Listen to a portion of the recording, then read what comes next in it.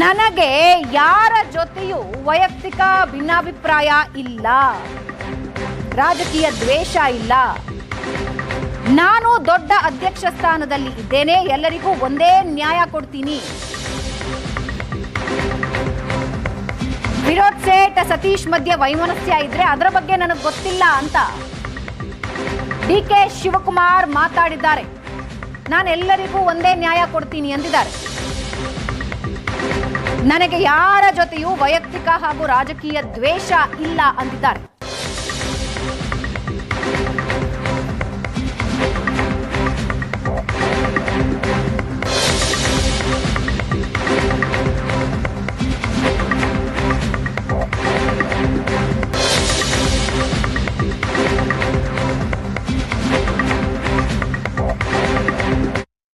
ಯಾವ ಬಂಡಾಯನೂ ಇಲ್ಲ, ಯಾರ ಜೊತೆ ಭಿನ್ನಾಭಿಪ್ರಾಯನೂ ಇಲ್ಲ. ನನಗೆ I don't have any political difference, personal difference ಯಾವುದೂ ಇಲ್ಲ. ನಾನು ಒಂದು ದೊಡ್ಡ ಅಧ್ಯಕ್ಷ ಸ್ಥಾನದಲ್ಲಿ ಇದ್ದೀನಿ, ಸೀಟ್ ಆಫ್ ಜಸ್ಟಿಸ್. ನನಗೆಲ್ಲರೂ ಒಂದೇ, ನನ್ನ ಕಣ್ಣು ನನ್ನ ಕಿವಿ ಎಲ್ಲರೂ ಕೂಡ ಸರಿಸಮಾನವಾಗಿ ತೆಗೆದುಕೊಂಡು ಹೋಗ್ಬೇಕಾದ ನನ್ನ ಡ್ಯೂಟಿ. ಅದನ್ನು ಮಾಡ್ತೀನಿ. ನಮ್ಮ ಕಾರ್ಯಕರ್ತರನ್ನು ರಕ್ಷಣೆ ಮಾಡೋದು, ಪಕ್ಷನ ಉಳಿಸೋದು, ಸರ್ಕಾರನ ಭದ್ರವಾಗಿಡೋದು, ಇಷ್ಟೇ ನನ್ನ ಡ್ಯೂಟಿ. ಅದು ಬಿಟ್ಟರೆ ಬೇರೆ ಇನ್ನೇನು ಡ್ಯೂಟಿ ಇಲ್ಲ. ಮಿಕ್ಕಿದ ಯಾವುದಕ್ಕೂ ನನ್ನ ಹೆಸರು ನೀವು ಉಪಯೋಗಿಸ್ಕೊಳಕ್ ಹೋಗ್ಬಿಡಿ. ನನಗೆ ಯಾರ ಜೊತೆನೂ ಭಿನ್ನಾಭಿಪ್ರಾಯ ಇಲ್ಲ. ಸತೀಶ್ ಅವರು ಬೆಳಗಾವಿಲಿ ಇದ್ರು ಕೂಡ ರಾಜ್ಯಾಧ್ಯಕ್ಷರು ಬಂದ್ರು ಕೂಡ ದೂರ ದೂರ ಅಡ್ಡಾಡ್ತಾ ಇದ್ದಾರೆ. ಖಾಲಿ ಅದರ ಇಲ್ಲಿದೆ. ನಿನ್ನೆ ನಮ್ದು ಸತೀಶ್ ಸವಾಡ್ ಇದೆ. ರಾತ್ರಿ 12ವರೆಗೆ ಇದ್ವಿ ಅಲ್ಲಿ. ಮೊನ್ನೆ ಬೈಲೊಂಗಲ್ ರಾತ್ರಿ 8 ಗಂಟೆಗೆ ರೋಡ್ ಓಪನಿಂಗ್ ಹೋಗಿದ್ವಿ. ಮೊನ್ನೆ ಕಾಗವಾಡಕ್ಕೆ ಹೋಗಿದ್ವಿ. ಅದು ನಡೀತದೆ, ಇದನ್ನು ಮಾಡಬೇಕಾಗಿತ್ತು. ಒಂದೇ ಕಡೆ ಮಾಡ್ಲಿಕ್ಕಾಗಲ್ಲ, ಎಲ್ಲನೂ ಬ್ಯಾಲೆನ್ಸ್ ಮಾಡಬೇಕಾಗತ್ತೆ. ಅಧ್ಯಕ್ಷ ಇದ್ದಾರೆ, ಅವ್ರ ಜೊತೆ ಭಾಳಷ್ಟು ಟೀಮ್ಗಳಿದಾವೆ. ನಮಗೇನು ಜವಾಬ್ದಾರಿ ವಹಿಸಿದ್ರೆ ಆ ಕೆಲಸ ನಾವು ಮಾಡ್ತಾಯಿದ್ವಿ. ಬೇರೆ ಮಾಡಲಿಕ್ಕೆ ಬೇರೆ ಬೇರೆ ಶಾಸಕರಿದ್ದಾರೆ, ಮಂತ್ರಿಗಳಿದ್ದಾರೆ, ಅವರೆಲ್ಲ ಮಾಡ್ತಿದ್ದಾರೆ. ಅದರಲ್ಲಿ ಏನು ಪ್ರಶ್ನೆ ಇಲ್ಲ. 2023 ಇಲೆಕ್ಷನ್ಯಾಗ ಫಿರೋಜ್ ಶೇಟ್ ಟಿಕೆಟ್ ಸಿಗಬಾರ್ದು ಅಂತ ಸತೀಶ್ ಜಾರಕಿಹೊಳಿ ಸಾಕಷ್ಟು ಪ್ರಯತ್ನ ಮಾಡಿದ್ರು. ರಾಜಕಾರಣದಲ್ಲಿ ಸತೀಶ್ ಜಾರಕಿಹೊಳಿ ಫಿರೋಜ್ ಶೇಟ್ಗೆ ಆಗಿ ಬರಂಗಿಲ್ಲ. ಅದೆಲ್ಲ ನನಗೆ ಗೊತ್ತಿಲ್ಲ. I don't know their issue as far as D K Shivakumar is concern. ಕಾರ್ಯಕರ್ತರು ಅಂದ್ರೆ ಎಲ್ಲರೂ ಒಂದೇ, ಕ್ಯಾಬಿನೆಟ್ ಮಿನಿಸ್ಟರ್ಸ್ ಅಂದ್ರೆ ಎಲ್ಲರೂ ಒಂದೇ, ಶಾಸಕರಂದ್ರೆ ಎಲ್ಲರೂ ಒಂದೇ. ಯಾರು ನಮ್ಮ ಪಾರ್ಟಿ ಚೌಕಟ್ಟಿನಲ್ಲಿ ಶಿಸ್ತಿನಲ್ಲಿ ಕೆಲಸ ಮಾಡ್ತಾರೆ ಎಲ್ಲರಿಗೂ ಕೂಡ ನಾನೇ ಅವ್ರಿಗೆ ತಲೆ ಬಾಗಿಸಿ ಅವ್ರ ಸರ್ವಿಸ್ ಮಾಡ್ತೀನಿ. ನನಗೆ ಪಾರ್ಟಿ ಇಸ್ ಇಂಪಾರ್ಟೆಂಟ್.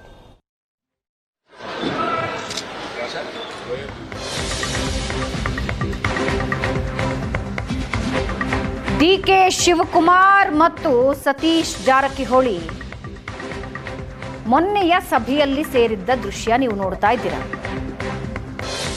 ಇಬ್ಬರ ಮುಖದಲ್ಲೂ ಹಂಗೇನು ಖುಷಿ ಇದ್ದಂಗೆ ಕಂಡು ಬರ್ತಾ ಇಲ್ಲ. ಹೇಳಿಕೆಗಳ ಮೇಲೆ ಹೇಳಿಕೆ ಇಬ್ಬರಲ್ಲೂ ನಿರಂತರವಾಗಿ ನಡೀತಾ ಇದೆ. ಇನ್ನು ಮತ್ತೊಂದು ಕಡೆ ಕೆಪಿಸಿಸಿ ಅಧ್ಯಕ್ಷ ಸ್ಥಾನ ಬಿಟ್ಕೊಡಿ ಅಂತ ಸಿದ್ದು ಬಣ ಒತ್ತಡ ಹಾಕ್ತಾ ಇದ್ದಾರೆ. ಸಿದ್ದು ಬಣದ ಪಟ್ಟಿಗೆ ತ್ಯಾಗದ ಉತ್ತರ ಕೊಟ್ಟಿದ್ದಾರೆ ಡಿಕೆ ಶಿವಕುಮಾರ್. ಪಕ್ಷಕ್ಕಾಗಿ ಮೊದಲಿನಿಂದಲೂ ನಾನು ತ್ಯಾಗ ಮಾಡಿದ್ದೀನಿ ಅಂತ ಅಂದಿದ್ದಾರೆ. ಅಧ್ಯಕ್ಷ ಸ್ಥಾನಕ್ಕಾಗಿ ಮಂತ್ರಿ ಸ್ಥಾನ ಬಿಟ್ಟಿದ್ದೀನಿ ಅಂತ ಒಂದು ಕಡೆ ಪರಮೇಶ್ವರ್ ಹೇಳ್ತಾ ಇದ್ದಾರೆ. ಅಧ್ಯಕ್ಷ ಸ್ಥಾನ ಬಿಡಬೇಕು ಅಂತ ಪರೋಕ್ಷವಾಗಿ ಒತ್ತಡ ಹೇರಿದ್ದಾರೆ ಪರಮೇಶ್ವರ್ ಹೇಳಿಕೆ ಬೆನ್ನಲ್ಲೇ ಡಿಕೆಶಿಯಿಂದ ತ್ಯಾಗದ ಮಾತು ಬಂದಿದೆ. ಮೈತ್ರಿ ಸರ್ಕಾರದ ಅವಧಿಯಲ್ಲಿ ನಾನೂ ತ್ಯಾಗ ಮಾಡಿದ್ದೀನಿ, ಸಿದ್ದರಾಮಯ್ಯ ಕಾಲದಲ್ಲೂ ಅಧಿಕಾರ ತ್ಯಾಗ ಮಾಡಿದ್ದೀನಿ, ಧರ್ಮಸಿಂಗ್ ಕಾಲದಲ್ಲೂ ನಾನು ಅಧಿಕಾರ ತ್ಯಾಗ ಮಾಡಿದ್ದೀನಿ ಅಂತ ಡಿಕೆ ಶಿವಕುಮಾರ್ ಹೇಳಿದ್ದಾರೆ. ಯಾವ ಬಂಡಾಯನೂ ಇಲ್ಲ, ಭಿನ್ನಾಭಿಪ್ರಾಯನೂ ಇಲ್ಲ, ಯಾರ ಜೊತೆಗೂ ವೈಯಕ್ತಿಕ ರಾಜಕೀಯ ದ್ವೇಷ ಇಲ್ಲ, ಅಧ್ಯಕ್ಷ ಸ್ಥಾನದಲ್ಲಿದ್ದೀನಿ, ಎಲ್ಲರಿಗೂ ನ್ಯಾಯ ಕೊಡ್ತೀನಿ ಅಂತ ಡಿಕೆ ಶಿವಕುಮಾರ್ ಹೇಳಿದ್ದಾರೆ. ಸ್ವಾಭಾವಿಕವಾಗಿ ಅವರು ಅಧ್ಯಕ್ಷರಿದ್ದಾರೆ ಮತ್ತು 2 ಭಾಳ ದೊಡ್ಡ ಖಾತೆಗಳಿದ್ದಾವೆ. ಅದಕ್ಕೋಸ್ಕರ ಅವರಿಗೆ ಬದಲಾಯಿಸಿ ಬೇರೆಯವ್ರನ್ನ ಮಾಡಬೇಕು ಅಂಥೇಳಿ ಕೇಳ್ತಾರೆ, ಸಹಜವಾಗಿ ಕೇಳ್ತಾರೆ. ನಾನು ಅಧ್ಯಕ್ಷ ಇರುವಾಗ ಇದೇ ಪರಿಸ್ಥಿತಿ ನನಗೂ ಬಂದಿತ್ತು. ಆಗ ನಾನು ಪಕ್ಷಕ್ಕೆ ಆ ಪ್ರಾಮುಖ್ಯತೆಯನ್ನು ಕೊಟ್ಟು ಸಚಿವ ಸ್ಥಾನಕ್ಕೆ ರಾಜೀನಾಮೆ ಕೊಟ್ಟಿದ್ದೆ. ಹಾಗಾಗಿ ನನಗೂ ಅದನ್ನೇ ಕೇಳಿದರು ಅವರು, ನೀವು ಆಯ್ಕೆ ಮಾಡ್ಕೊಳ್ಳಿ, ಇಲ್ಲ ಮಂತ್ರಿ ಆದರೂ ಆಯ್ಕೆ ಮಾಡ್ಕೊಳ್ಳಿ, ಇಲ್ಲ ನೀವು ಅಧ್ಯಕ್ಷಗಿರಿ ಆಯ್ಕೆ ಮಾಡ್ಕೊಳ್ಳಿ. ನಾನು ಅಧ್ಯಕ್ಷ ಆಗಿ ಮುಂದುವರಿತಾನೆ ಅಂಥೇಳಿ ನಾನು ಮಂತ್ರಿಗೆ ರಾಜೀನಾಮೆಯನ್ನು ಕೊಟ್ಟಿದ್ದೆ. ಈಗ ಅದನ್ನೇ ಬಯಸ್ತಾರೆ. ಯಾಕೆಂದರೆ ಅವ್ರಿಗೂ ಒತ್ತಡ ಅಲ್ಲ, 2 ದೊಡ್ಡ ಖಾತೆ ಇದೆ ಮತ್ತು ಪಕ್ಷ ಸಂಘಟನೆ ಕೂಡ ಭಾಳ ದೊಡ್ಡ ಜವಾಬ್ದಾರಿ. ಅದು ತೀರ್ಮಾನ ಹೈಕಮಾಂಡ್ನವರು ಏನು ಮಾಡ್ತಾರೆ ನೋಡಬೇಕು. ಅಲ್ಲ ಅದೆಲ್ಲ ಈಗ ಹೈಕಮಾಂಡ್ನವ್ರು ಗಮನಿಸ್ತಾ ಇದ್ದಾರಲ್ಲ. ಈಗ ನಾವು ಒಂದು ಸಮುದಾಯ ಸೇರಿ ಸಭೆ ಮಾಡ್ತೀವಿ ಅನ್ನೋದನ್ನು ಗಮನಿಸಿದ್ದಾರೆ. ಇದನ್ನೆಲ್ಲ ಗಮನಿಸಿರಲ್ವ? ಗಮನಿಸಿರ್ತಾರೆ, ಅನ್ನೋ ಆ ಸಂದರ್ಭದಲ್ಲಿ ತೀರ್ಮಾನ ತಗೊಳ್ತಾರೆ. ನಾನು ಕೊಟ್ಟಿರುವಂಥ ಜವಾಬ್ದಾರಿನ ಪ್ರಾಮಾಣಿಕವಾಗಿ ಮೊದಲಿಂದ ಎಂತೆಂಥ ಸಂದರ್ಭದಲ್ಲಿ ತ್ಯಾಗಗಳನ್ನ ಮಾಡ್ಕೊಂಡು ಬಂದಿದ್ದೀನಿ. ನಾನು ಪೊಲ್ಯೂಷನ್ ಗೌರ್ಮೆಂಟ್ ಧರ್ಮಸಿಂಗ್ ಕಾಲದಲ್ಲೂ ದಮ್ ತಡ್ಕೊಂಡು ತ್ಯಾಗ ಮಾಡ್ಕೊಂಡು ಬಂದಿದ್ದೀನಿ. ಸಿದ್ದರಾಮಯ್ಯನವ್ರ ಹಿಂದೆ ಗೌರ್ಮೆಂಟಲ್ಲೂ ತ್ಯಾಗ ಮಾಡ್ಕೊಂಡು ಬಂದಿದ್ದೀನಿ. ಸೊ ಅದರಿಂದ ನನಗೆ ಪಾರ್ಟಿ ಇಸ್ ಇಂಪಾರ್ಟೆಂಟ್. ನಾವು ಪಾರ್ಟಿಲಿ ಬೆಳೆದವರು. ಭೇಟಿಯಾಗೋಯ್ತು, ಇವ್ರು ಭೇಟಿ, ನನಗೆ ಯಾವ ಬಂಡಾಯನೂ ಇಲ್ಲ, ಏನಿಲ್ಲ. ಎಸ್, ಇದ್ರ ಬಗ್ಗೆ ಇನ್ನಷ್ಟು ನಮಗೆ ಇನ್ಫಾರ್ಮೇಶನ್ ಹಂಚ್ಕೊಳ್ತಾರೆ ಪ್ರಶಾಂತ್ ನಾತು ಮತ್ತೊಂದ್ಸಲ ಸಂಪರ್ಕದಲ್ಲಿದ್ದಾರೆ. Prashant, very quick reaction. High command ಏನೇ ಹೇಳಿದ್ರು ನಾವು ಮಾತಾಡೋದನ್ನ ನಿಲ್ಲಿಸಲ್ಲ ಅಂತ ಕಾಂಗ್ರೆಸ್ ನಾಯಕರು ರೆಡಿ ಆಗಿಬಿಟ್ಟಿದ್ದಾರೆ. ಪರಮೇಶ್ವರ್ ಓಪನ್ಲಿ ಹೇಳ್ತಿದ್ದಾರೆ, ನಾನಿದ್ದಾಗಲೂ ಅವ್ರು ಹೇಳಿದ್ರು ಸ್ಥಾನ ಬಿಟ್ಕೊಡಿ ಅಂತ, ನಾನು ಬಿಟ್ಕೊಟ್ಟಿದ್ದೆ, ಈಗ ಅದಕ್ಕೆ ಕೇಳ್ತಾ ಇದ್ದಾರೆ ಅಂತ. ಡಿ ಕೆ ಶಿವಕುಮಾರ್ ಅವರ ಸ್ಥಾನ ಮತ್ತು ಪವರ್ ಅವರಿಗಿಂತ ಚಿಂತೆ ಇವಾಗ ಸಿದ್ದು ಬಣಕ್ಕಿದೆ. ನೋಡಿ ಭವನ, 2025 ಅಂತ್ಯಕ್ಕೊಂದು ವೇಳೆ ಏನಾದರೂ ಮುಖ್ಯಮಂತ್ರಿ ಬದಲಾವಣೆಯ ನಿರ್ಣಯವನ್ನು ಹೈಕಮಾಂಡ್ ತೆಗೆದುಕೊಳ್ಳೋದಾದರೆ ಅದಕ್ಕಿಂತ ಮುಂಚೆ ಫ್ಲೆಕ್ಸಿಂಗ್ ಆಫ್ ದ ಮಸಲ್ಸನ್ನು ಸಿದ್ದರಾಮಯ್ಯ ಬಣ ಮತ್ತು ಡಿ ಕೆ ಶಿವಕುಮಾರ್ ಬಣ ಮಾಡ್ತಾಯಿದೆ. ಸಿದ್ದರಾಮಯ್ಯನವರು ಬಣ ಈಗ ನೋಡಿ ನಿಧಾನವಾಗಿ ಸುರ್ಜೇವಾಲಾ ವಿರುದ್ಧ ಸಿಟ್ಟು ಶುರು ಆಯಿತು. ಇದು ಅಂದರೆ ಯಾವತ್ತಿಗೂ ಹಾಗೆ ಆಗುತ್ತೆ. ಯಾರು ಮೆಸೆಂಜರ್ ಆಗಿ ಬರ್ತಾರೋ ಅವರು ಮೊದಲು ಅವ್ರ ಮೇಲೆ ಅಟ್ಯಾಕ್ ನಡೆಯುತ್ತೆ. ಈಗ ರಣದೀಪ್ ಸಿಂಗ್ ಸುರ್ಜೇವಾಲಾ ಪ್ರಭಾರಿಯಾಗಿದ್ದಾರೆ. ರಾಹುಲ್ ಗಾಂಧಿ, ಮಲ್ಲಿಕಾರ್ಜುನ್ ಖರ್ಗೆ ಏನು ಹೇಳ್ತಾರೆ ಅದು ಬಂದು ಇಲ್ಲಿ ಆ ನಿರ್ಣಯವನ್ನು ಎಕ್ಸಿಕ್ಯೂಟ್ ಮಾಡ್ತಕ್ಕಂಥದ್ದು ಯಾವತ್ತಿಗೂ ಕೂಡ ಪ್ರಭಾರಿ ಮತ್ತು ಉಸ್ತುವಾರಿಯ ಕೆಲಸವಾಗಿರುತ್ತೆ.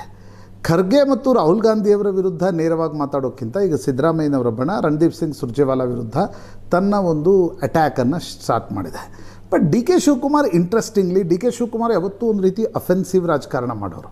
ಆದರೆ ಅವ್ರಿಗೆ ಗೊತ್ತಿದೆ, ನಾನು ಮುಖ್ಯಮಂತ್ರಿ ಆಗಬೇಕಾದ್ರೆ ಆ ಹಾದಿಯನ್ನು ತಲುಪಿ ಅಲ್ಲಿ ಕುರ್ಚಿಯವರೆಗೆ ಕುಳಿತುಕೊಳ್ಬೇಕಾದ್ರೆ ನನಗೆ ಬರ್ತಕ್ಕಂಥ ಅಡೆತಡೆಗಳನ್ನು ನಾನು ಶಾಂತವಾಗಿ ನಿರ್ವಹಿಸಿದರೆ ಮಾತ್ರ ನಾನು ಕುರ್ಚಿ ಮೇಲೆ ಕೂತ್ಕೊಳ್ಳಿಕ್ಕೆ ಅವಕಾಶ ಆಗುತ್ತೆ ಹೊರತು ನಾನು ಒಂದು ವೇಳೆ ತಾಳ್ಮೆ ಕಳೆದುಕೊಂಡ್ರೆ ನನ್ನ ಕುರ್ಚಿಯ ಕನಸು ಭಗ್ನ ಆಗುತ್ತೆ ಅಂತಕ್ಕಂಥ ಡಿ ಕೆ ಶಿವಕುಮಾರ್ ಚೆನ್ನಾಗಿ ಗೊತ್ತಿದೆ. ಆ ಕಾರಣದಿಂದ ಡಿ ಕೆ ಶಿವಕುಮಾರ್ ಹೈಕಮಾಂಡ್ ಮೇಲೆ ಒತ್ತಡ ಹೇರಿ ಸಭೆಗಳನ್ನು ರದ್ದುಪಡಿಸ್ತಿದ್ದಾರೆ ಹೊರತು ಎಲ್ಲೂ ಕೂಡ ಇಲ್ಲಿಯವರೆಗೆ ತಾಳ್ಮೆ ಕಳೆದುಕೊಂಡು ಮಾತನಾಡಿಲ್ಲ. ಇಂಗ್ಲೀಷ್ ಚಾನೆಲ್ನ ಇಂಟರ್ವ್ಯೂದಲ್ಲೂ ಕೂಡ ಅವರು ಒಪ್ಪಂದದ ನೆನಪು ಮಾಡಿಕೊಟ್ರೆ ಹೊರತು ಯಾವಾಗ ಸಿದ್ದರಾಮಯ್ಯನವರು ಒಪ್ಪಂದನೇ ಆಗಿಲ್ಲ ಅಂದಾಗ ಸರಿ ಬಿಡಿ ಮುಖ್ಯಮಂತ್ರಿ ಏನು ಹೇಳ್ತಾರೆ ಅದೇ ಫೈನಲ್ ಅಂತಕ್ಕಂಥದ್ದನ್ನು ಹೇಳಿದರು. ಯಾಕೆ ನನಗನ್ಸುತ್ತೆ ಇದು ವರ್ಷಾಂತ್ಯದ ಏನೊಂದು ಕುರುಕ್ಷೇತ್ರ ನಡೆಯೋದಿದೆ ಕಾಂಗ್ರೆಸ್ನಲ್ಲಿ, ಇವು ಅದಕ್ಕಿಂತ ಮುಂಚಿನ ಮುನ್ಸೂಚನೆಗಳು ನಿಶ್ಚಿತವಾಗಿ ಸಿಗ್ತಾ ಇವೆ. ಈಗ Satish Jarkiholi, D K Shivakumar body ಲ್ಯಾಂಗ್ವೇಜನ್ನು ಕೂಡ ಗಮನಿಸಿ, ಅದರಲ್ಲೊಂದು ಕಾಮ್ರೇಡರಿ ಇರಲಿಲ್ಲ ಅನ್ನೋದು ಆ ವಿಜುವಲ್ಸ್ನಲ್ಲೇ ಸ್ಪಷ್ಟವಾಗ್ತಾ ಇತ್ತು. ಕೈ ಎದುರುಗಡೆ ಬಂದಾಗ ಕೈ ಕುಲ್ಕೋದು ಬೇರೆ, ಆದರೆ ಆ ಫ್ರೆಂಡ್ಶಿಪ್ ಇಲ್ಲ, ಆ ಕಾಮ್ರೇಡರಿ ಅವರಿಬ್ಬರ ಸಿದ್ದರಾಮಯ್ಯ ಮತ್ತು ಡಿ ಕೆ ಶಿವಕುಮಾರ್ ಮಧ್ಯೆ ಆ ಕಾಮ್ರೇಡರಿ ಇದೆ. ಅವರು ಕುರ್ಚಿಗೋಸ್ಕರ ಜಗಳ ಆಡ್ತಾಯಿದ್ರು, ಆ ಕಾಮ್ರೇಡರಿ ಇದೆ. ಆದರೆ ಸತೀಶ್ ಜಾರಕಿಹೊಳಿಗೂ ಮತ್ತು ಡಿ ಕೆ ಶಿವಕುಮಾರ್ಗೂ ಆ ಫ್ರೆಂಡ್ಶಿಪ್ ಇಲ್ಲ ಅಂತಕ್ಕಂಥದ್ದು ಸ್ಪಷ್ಟವಾಗಿ ಗೊತ್ತಾಗ್ತಾ ಇದೆ.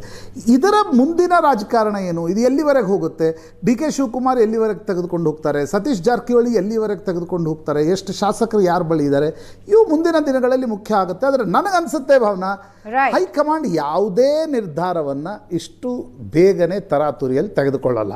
ಐದರ್ DCM ಮಾಡೋದಿರ್ಬೋದು, ಸಂಪುಟ ಪುನಾರಚನೆ ಮಾಡೋದಿರ್ಬೋದು, ರಾಜ್ಯಾಧ್ಯಕ್ಷರನ್ನ ಬದಲಾವಣೆ ಮಾಡೋದಿರ್ಬೋದು. ಯಾಕಂದರೆ ಹೈಕಮಾಂಡ್ಗೆ ಇಷ್ಟು ಅರಿವಾಗಿದೆ, ಏನೇ ನಿರ್ಣಯ ತೆಗೆದುಕೊಂಡ್ರು ಜೇನುಗೂಡಿಗೆ ನಾವೇ ಕಲ್ಲೆಸದಂತೆ ಅದು ಭಾಳ ಸಮಸ್ಯೆಗಳನ್ನು ಸೃಷ್ಟಿಸುತ್ತೆ ಅಂತ. ರೈಟ್ ನೋಡೋಣ ಏನಾಗುತ್ತೆ ಅಂತ.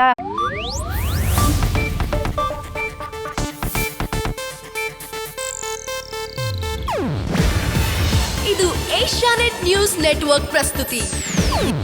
ನೀವು ನೋಡ್ತಿದ್ದೀರಾ ಏಷ್ಯಾನೆಟ್ ಸುವರ್ಣ ನ್ಯೂಸ್.